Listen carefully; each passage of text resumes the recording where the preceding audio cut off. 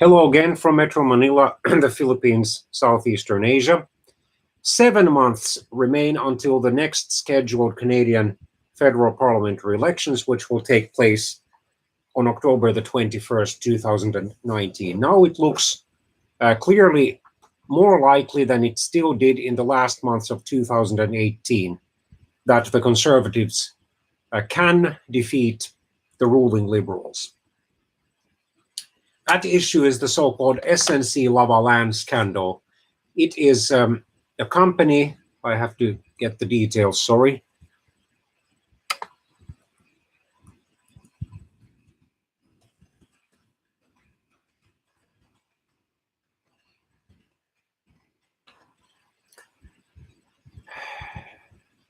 It's a Canadian company based in Montreal, which is Canada's second largest city and also the largest city of Canada's only majority French-speaking province, Quebec. It provides engineering, procurement, and construction services in various industries, including mining and metallurgy, oil and gas, environment and water, infrastructure, and clean power. As of 2018, it was Canada's largest construction company by revenue and has over 50,000 employees worldwide, with offices in over 50 countries and operations in over 160 countries. It has had various scandals, such as the SNC-Lavalin Kerala hydroelectric dam scandal in India from 1995 to 2008. Then Montreal's Jacques Cartier Bridge in the early years of the 21st century. Then the McGill University, the Arthur Porter kickback scandal, 2011 to 14. Then the Padma Bridge scandal that has been going on since 2011. And then the ongoing Deferred Prosecution Agreement, or DPA, investigation, known as the SNC-Lavalin affair.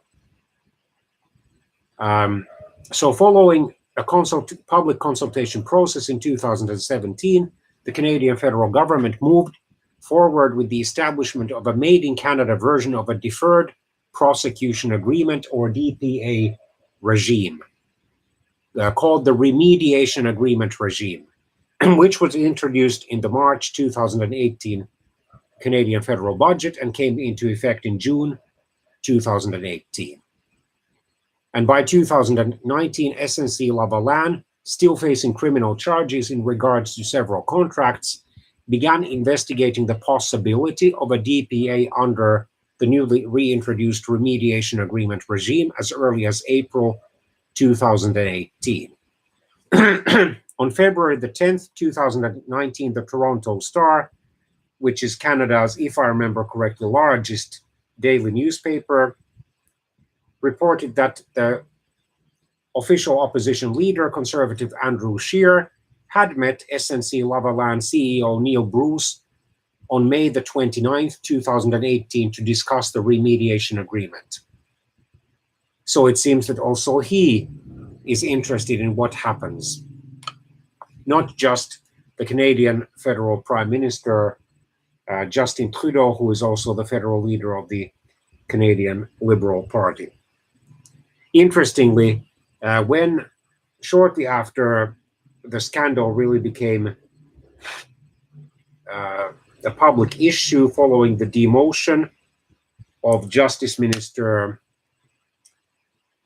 Jody Wilson-Raybould as Veterans Affairs Minister, and then her sudden resignation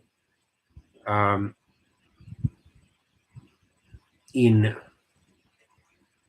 late January or early February 2019. Yes, actually, for early February, on February the 12th, 2019. And then her testimony, according to which Prime Minister Trudeau had urged her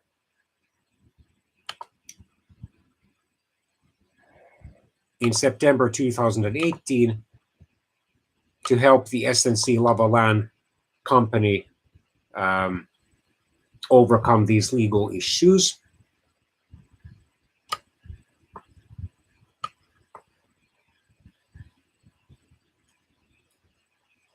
allegedly the Prime Minister's office had attempted to influence Wilson-Raybould concerning an ongoing prosecution of SNC-Lavalin when she was still Justice Minister and Attorney General of Canada.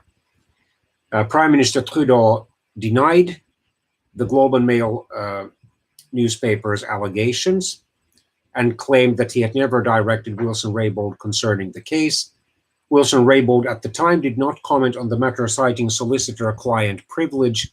She did, however, testify at length to the House of Commons Justice Committee on February the 27th, 2019. So this is the issue. However, it's still doubtful whether the Conservatives will be able to return to power on this issue alone. And if they do, they know that their new mandate, if they manage to win a workable majority government, which of course requires a majority of at least 10 to 15 or 10 to 20 members of the House of Commons over the combined opposition parties. They know that then the increasingly critical, independent, skeptical, and cynical Canadian electorate will keep their eyes on them. And should anything similar to this emerge during the possible government of Prime Minister Andrew Scheer, then they would be the ones to suffer, especially if it happened during the final year or the final 6 months of their mandate. In Canada currently, because of the Fixed Parliaments Act, it is difficult to order early parliamentary elections. There has to be a specific vote of no confidence. Traditionally in Canada, governments have either resigned or then called early federal or provincial elections if they have been defeated on their budget. Because traditionally in the British parliamentary system, whose scope or sphere Canada is in because of its continued formal association with the British Commonwealth of Nations, the spending of public money is a matter of confidence. That if the House of Commons or the provincial legislature rejects such a bill, then the government traditionally either has had to tender its resignation or then call a new election. Well, another issue on which the Liberals are potentially vulnerable, because this SNC-Lavalin issue or scandal concerns the Canadian Liberal Party's anxious desire to get more members elected in the province of Quebec, which may be one of the keys to retaining the party's majority. In the October 2015 Canadian federal parliamentary elections, the Liberals won 184 seats out of 338, so an overall majority of 30. Now, of course, it is somewhat lower because there always are members who resign, and at least one member of the Liberal caucus or parliamentary group has switched parties and joined the Conservatives. Another issue on which the Liberals are potentially vulnerable is the controversial federal carbon tax. Some leading Conservatives have repeatedly asked the Canadian Environment Minister, Catherine McKenna, and maybe a few other ministers to estimate how much an average Canadian family has to pay as a result of the federal carbon tax. In those questions, however, which I have watched on YouTube on several occasions, they have not defined further what the average or an average Canadian family is like. Is it based on the household size? Is it based on the amount of gross income or on the amount of disposable or net income? The size of the apartment or bungalow or house? What exactly is the average Canadian family? Does it make a difference whether the parents are legally married or then living in so-called common law marriage. In other words, marriage-like relationship without, however, any kind of formal marriage document. Well, be that as it may, the conservatives, especially the passionate parties and conservatives, are hitting the liberals hard on this issue, and also over the growing deficit, although they should be cautious when they claim, or some of them claim, like a Calgary Nose Hill member of parliament, Michelle Rempel, claimed back in 2018 that Canada has a huge federal deficit. Ms. Rempel is not stupid. She knows full well that Canada's federal budget deficit, while it is creeping back, unfortunately, towards the $30 billion region per year, it is still much, much smaller than the US federal budget deficit, which managed to dip below $1 trillion in the fiscal year 2017 to 18, but which the recently introduced budget plans by President Trump will see flat at the $1 trillion level. And even given the economic and demographic differences, and of course the budget sizes differences between Canada and the United States, Canada has managed its federal finances much better than the United States and has a much lower ratio of national debt to GDP than does the United States, which, as we all know, has already for some or several years had a bigger national debt than its gross domestic product. Also, regarding ethics and morality, conservatives have had their own scandals. And since the current federal leadership of the Conservative Party seems to be composed mostly of social liberals and moderates who are unwilling to open either the debate about marriage's legal definition, while tolerating the social conservatives, including professing Christians, who would prefer to return to the traditional definition of marriage as the union of one man and one woman. And the opposition leader Scheer has pointedly declared that he will not reopen the debate over abortion, of course, partly because of his personal socially liberal or moderate convictions, partly because of politics.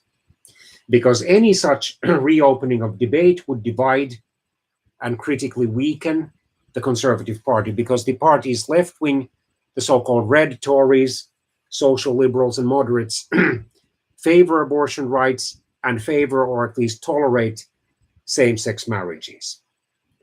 Then there are the more traditional conservatives, the right-wing conservatives, including a significant number of evangelical, Pentecostal, and charismatic Christians who oppose abortion, at least in most cases, and who oppose any legal recognition tantamount to marriage given to the same-sex couples. But while they are tolerated much more in the Canadian Conservative Party than in the Canadian Liberal Party, which has basically blocked access to the federal election candidacies for the professing Christians who oppose abortion, at least in most cases, and oppose homosexual marriages, their influence still at the cabinet table is limited, even if some of those right-wing conservatives were appointed for the sake of diversity, or maybe as a kind of token lip service to the traditional values, family values. They hardly would occupy, for example, such positions as justice minister, or then gender issues minister, if there's a separate one, or interior minister, and so forth. Probably more junior cabinet portfolios. And anyway,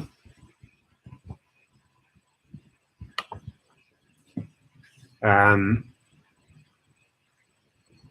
battle is now between the liberals and conservatives. The New Democratic Party is only around 15% of the committed or publicly declared voters' support, and therefore will remain a rump group in the House of Commons, likely even will lose seats in the ensuing federal election. Neither the Bloc Québécois, which of course runs candidates only in Quebec, true to its eventual goal of an independent Quebec, nor the Green Party are expected to make any significant inroads into the two main parties' home turfs, nor is the breakaway People's Party of Canada, led by a former Quebec Conservative Member of Parliament, Maxime Bernier, expected to win more than maybe 1 or 2 seats. One possible outcome could be a repetition of the inconclusive 1979 Canadian federal parliamentary elections. In those elections, what happened, curiously enough, was that the Liberals received about 40% of the vote, meaning a plurality, but only 114 seats out of 282. The Conservatives only received about 36% of the vote, but 136 seats. And then the New Democrats with 26 seats and the dying Créditiste or Quebec Social Credit Party with 6 seats held the balance of power. And we all know, those of us who have bothered to take an interest in the Canadian political history, what happened. The progressive conservative leader, Joe Clark, who had served in that position since 1976, had been elected first to the Canadian House of Commons in 1972 from Alberta, did become the prime minister of a minority progressive conservative government, largely based in Western Canada and Ontario. Those two regions of Canada had given the Conservatives that plurality of seats, while in Quebec, they had only been able to elect 2 members of parliament. They had had moderate success in the Atlantic provinces. The Liberals, by contrast, had taken a massive 67 seats out of 75 in Quebec, with the remaining 6 seats going to the Créditiste. In the rest of Canada, they had only been able to elect 47 members of parliament because the progressive conservatives had won the popular vote in 7 provinces, and they had dominated the populous southern Ontario, winning most seats there with narrow pluralities, while the Liberals had essentially wasted votes by winning most of their 67 seats in Quebec by huge margins. Well, sworn in as prime minister on June the 4th, 1979, aged 39, he would turn 40 the following day. Clark announced already at the outset, or had announced at the outset, that he would govern as if he had a majority. This meant that he refused to enter into any kind of formal or even informal parliamentary alliance, either with the dying Créditistes or the center-left New Democrats, let alone try to essentially split the Liberal caucus or parliamentary group by appealing to the more right-leaning or moderate Liberals. He tried to act on principle, apparently believing idealistically that should he be defeated in a vote of confidence in the House of Commons, the Canadian voters would punish the Liberals and New Democrats for forcing a new election so soon. But as we all know, he was wrong in this calculation. So what happened was that the progressive conservatives waited under Clark until October 1979, so 4 long months after the government swearing in, before the House of Commons was recalled. By that time, one progressive conservative member of parliament, the former Prime Minister John Diefenbaker, had already died. And the ensuing by-election in Saskatchewan was won by the New Democratic candidate who had lost by about 4,000 votes to Diefenbaker in the May 1979 Canadian federal parliamentary elections. Already later in October, the progressive conservatives faced a non-confidence motion which failed.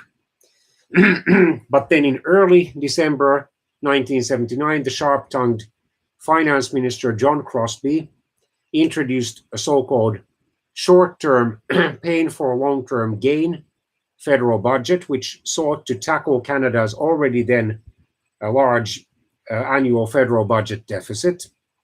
It was already then around $30 billion or so, and note these figures don't take the ensuing inflation into account. Now, in today's dollars, probably that would be worth over $40 billion.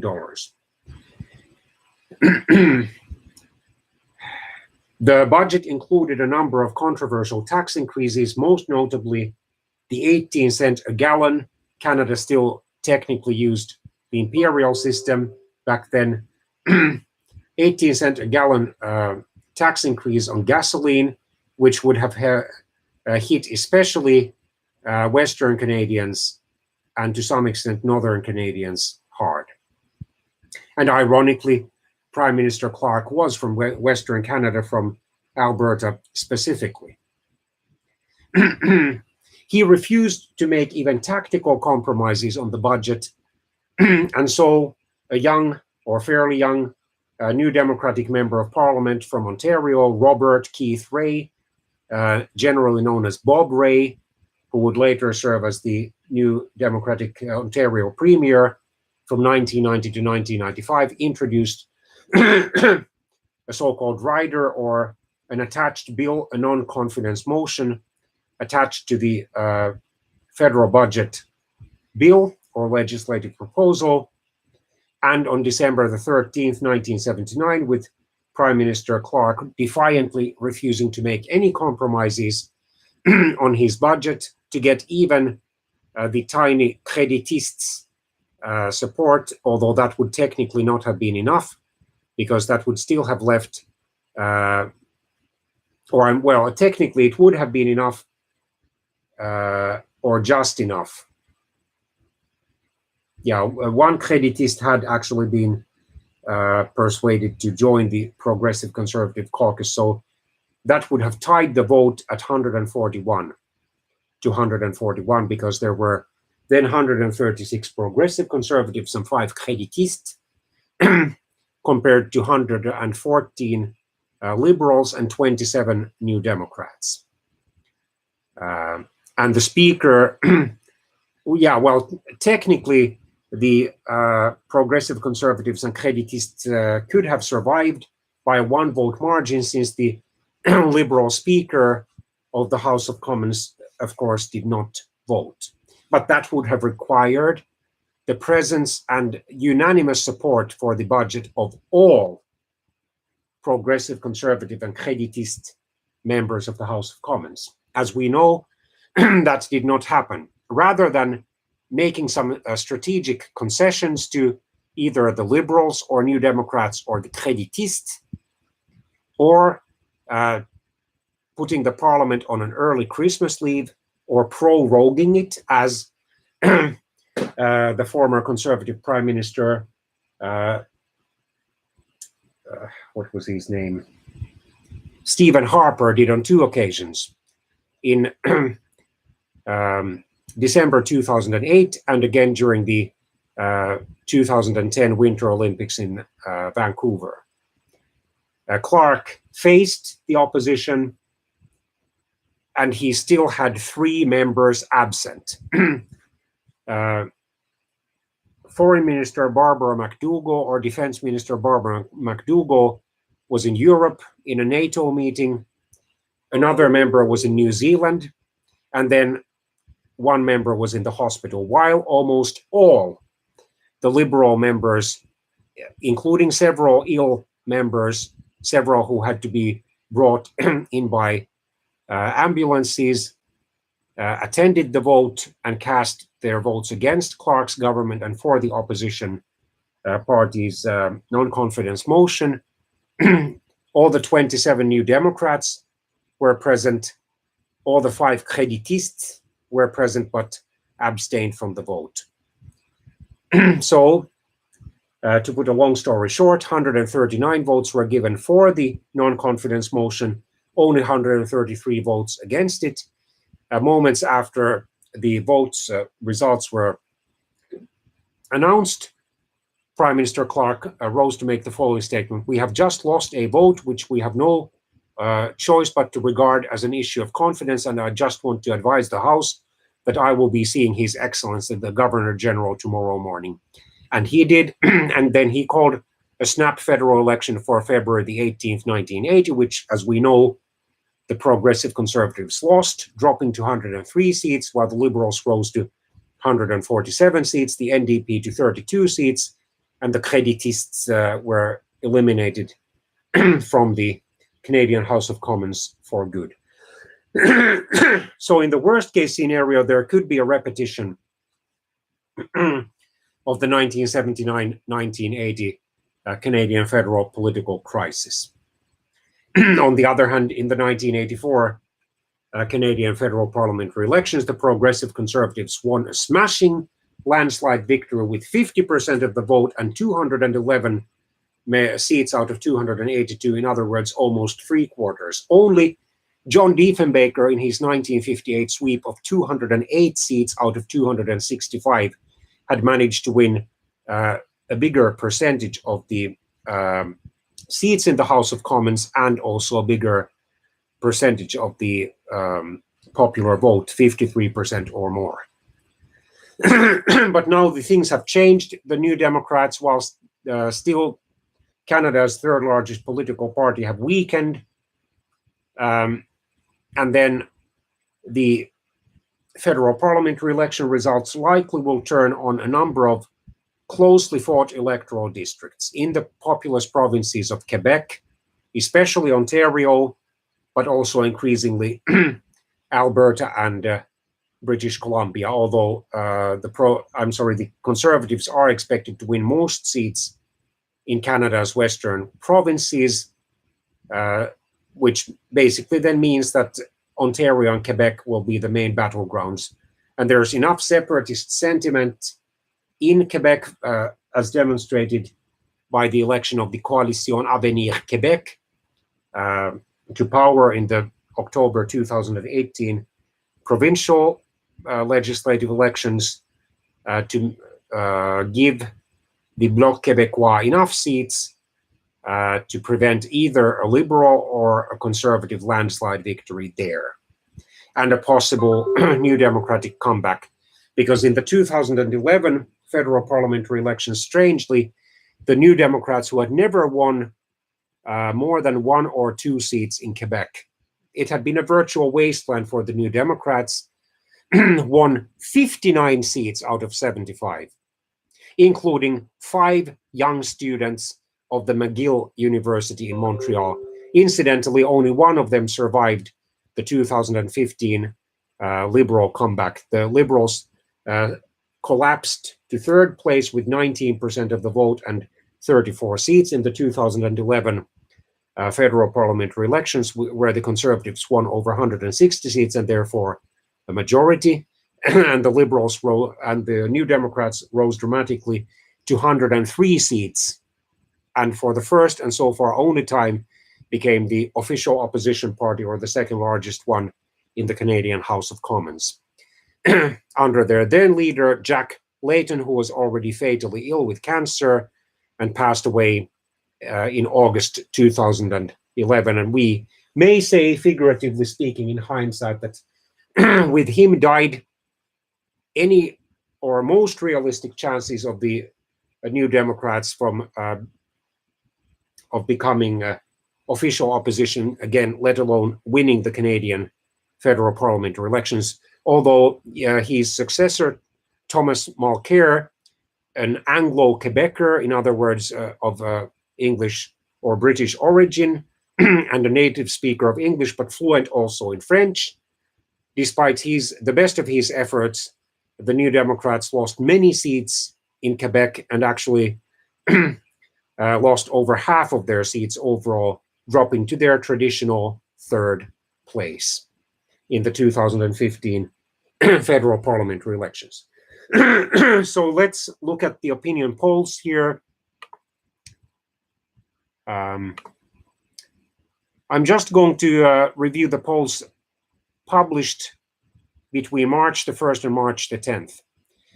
According to them, the Conservatives would have the support of between 32 and 40%. The Liberals would have the support of between 30 and 36%. The New Democrats would be between 15 and 20%. And then the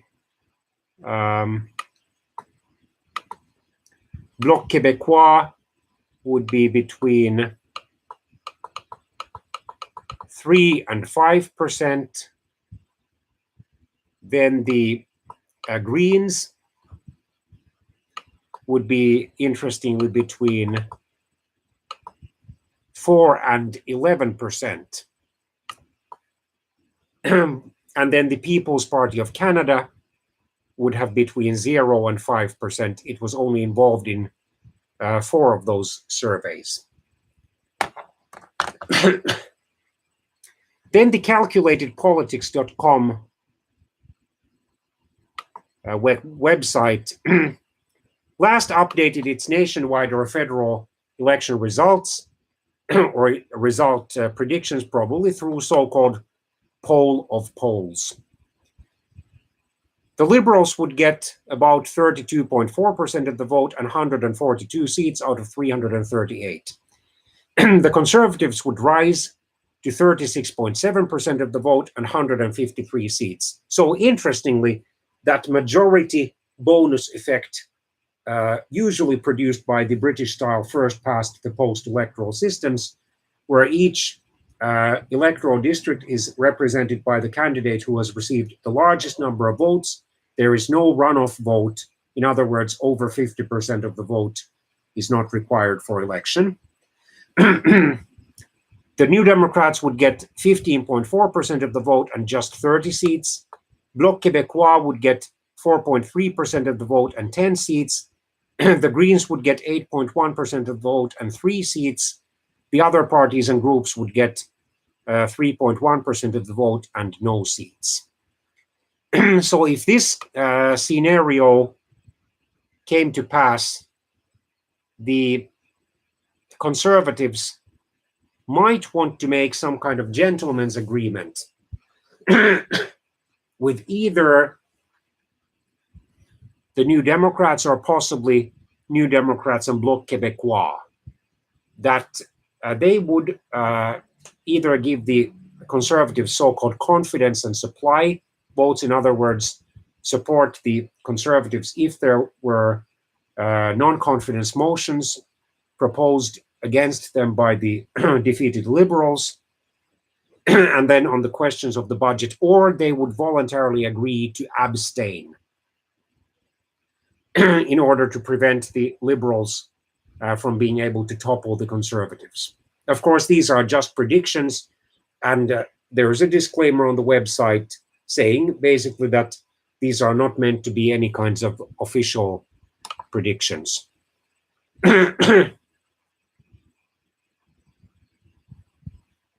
The accuracy of these projections is dependent upon the overall accuracy of the polling industry, and we make no assurances of the polling industry's accuracy in this or any other election, which is a very, very smart disclaimer to make, especially in today's increasingly volatile electoral politics, where too much we hear polarized and loud and abrasive and arrogant and fear-mongering or distorted claims, whether from the far right or from the far left, or ultra-liberals or libertarians, and so forth, and relatively few reasoned and calm appeals from the moderate politicians and voters. Increasingly, this is the case in Europe with its ongoing refugee crisis, increasingly in the United States, not the least because of the populist President Trump, increasingly, unfortunately, the case in Canada as well. To some extent, although to a limited extent only, in Australia and the newly terror-stricken with the Christchurch mosque shootings, New Zealand. But let's see what happens. Take care and God bless all of you.